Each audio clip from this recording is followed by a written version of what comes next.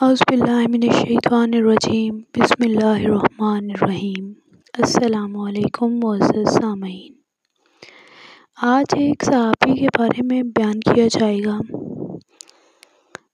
کہ جن کا انتقال ہوا تو اس وقت ان کے رخسار حضور اکرم صلی اللہ علیہ وآلہ وسلم کے قدموں پر تھے۔ غزوہ احد میں زیاد ابن سکن کو یہ شرف حاصل ہوا کہ جب زخم کھا کر گر پڑے تو نبی کریم صلی اللہ علیہ وآلہ وسلم نے فرمایا، ان کو میرے قریب لاؤ۔ لوگوں نے ان کو آپ کے قریب کر دیا۔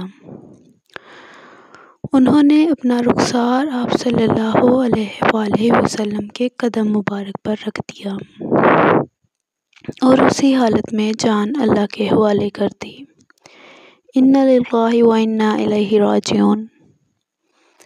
تو وہ خوش قسمت صحابی زیاد ابن سکن تھے جن کو یہ شرف حاصل ہوا تھا کہ انتقال کے وقت ان کا رخسار حضور اکرم صلی اللہ علیہ وآلہ وسلم کے مبارک قدموں پر تھا۔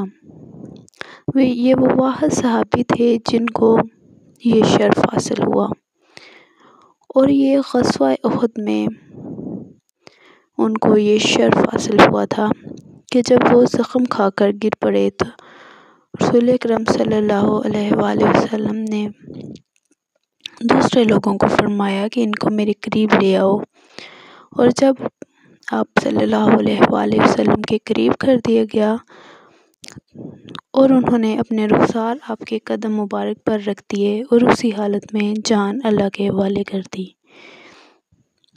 ان کے علاوہ یہ شرف کسی کو حاصل نہیں ہوا۔